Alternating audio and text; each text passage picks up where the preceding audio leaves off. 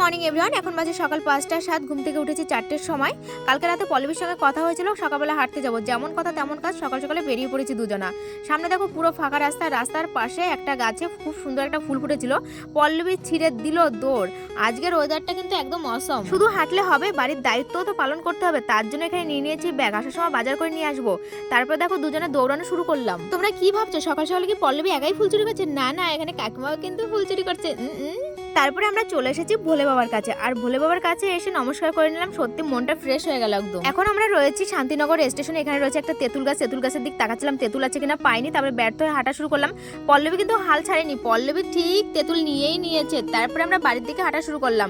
তারপর দেখি সামনে একটা কুল গাছ। পল্লবী তো লোভ সামলাতে না পেরে দেখো কি জঙ্গলের মধ্যে নেমে গেছে। আমি বলছিলাম আরে হাগুরে আয়, দেখো কতগুলো কুল নিয়ে এসেছে। কথায় বলে সকাল সকালে জোড়া শালিক দেখলে দিনটা ভালো যায়। তো আজকে আমাদের দিনটা কিন্তু ভীষণ ভালো যাবে।